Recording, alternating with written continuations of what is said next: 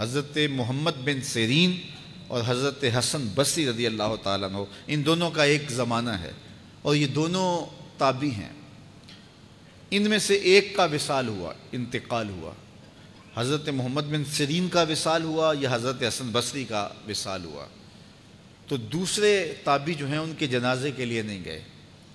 تو کسی نے ان کو پوچھا کہ آپ جنازے میں شامل نہیں ہوئے، تو انہوں نے کہا کہ میری نیت کا استحضار نہیں تھا۔ تو آج نیت کا استحضار تو دور کی بات ہے، ہماری نیت ہی دوسری ہوتی ہے، تو پھر اعمال خیر نہیں رہتے۔ تو یہ بنیادی چیز ہے۔ تو جو لوگ حج کرنے جا رہے ہیں وہ اپنی نیت کا استحضار اور نیت کی تنقیح اس کو اپنے اوپر لازم قرار دیں کہ کوئی اور غرض شامل نہ ہو، رضا الہی کا حصول یہ بنیادی نقطہ ہے حج کے مقاصد میں سے، کہ بندہ اس لیے اللہ کے حضور حج کرنے کے لیے جا رہا ہے۔ تو حاجی تو وہ بن ہی جائے گا، خود بخود ہی ہو جائے گا۔ اچھا، کئی لوگوں کا یہ خیال ہوتا ہے کہ میں نے ایک حج کیا ہے تو حاجی بن جاؤں گا، اور زیادہ حج کیے جائیں گے تو پھر الحاج بن جاؤں گا۔ تو یہ ایک عوام کی غلط فہمی ہے۔ حاجی اور حاج ان دونوں کے اندر کوئی فرق نہیں ہے۔ حاجی بھی اس میں فاعل کا صیغہ ہے اور حاج بھی جو ہے وہ اسی معنی میں ہے۔ تو حاجی ہو یا حاج ہو، الحاج ہو، الحاج الف لام تو معرفہ کے لیے لگ گیا۔ تو اس سے یہ جو لوگوں کے اندر غلط فہمی ہے کہ حاجی ایک حج کرنے والے کو کہتے ہیں اور الحاج کئی جس نے حج کیے ہو، جسے فلاں تو الحاج ہے، یعنی اس نے بہت سارے حج کیے ہیں۔ تو ایک حج کرنے والا بھی الحاج ہو سکتا ہے اور متعدد حج کرنے والا بھی حاجی ہے۔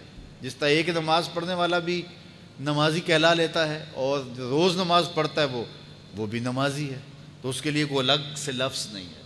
اور بعض لوگوں کا یہ خیال ہے کہ جو جمعۃ المبارک کے دن حج آئے وہ حج اکبر ہوتا ہے اور باقی شاید چھوٹے حج ہوتے ہیں۔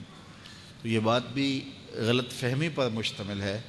جمعۃ المبارک کے دن اگر کوئی حج آ جائے تو ظاہر ہے جمعہ کی برکتیں بھی ساتھ شامل ہو گئیں، لیکن حج اکبر یا حج اصغر کی یہ تقسیم نہیں ہے۔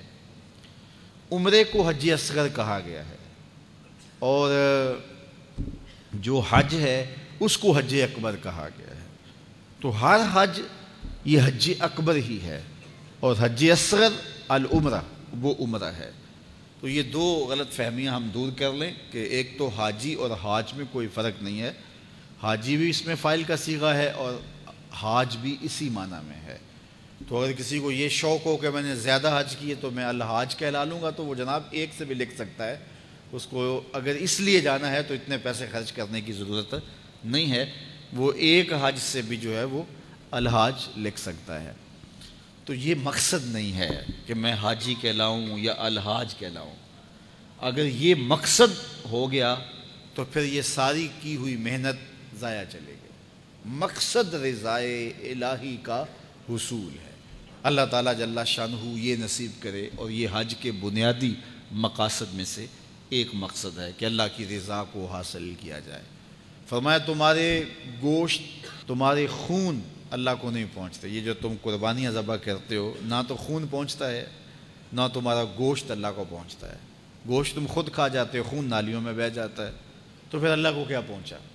نہ تمہارا خون پہنچا، نہ تمہارا گوشت پہنچا، نہ تمہارا پوست پہنچا۔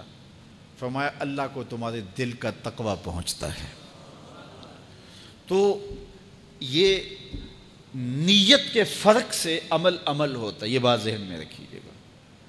ہجرت جیسا عمل کتنا بابرکت عمل تھا، کتنا خوبصورت وظیفہ تھا،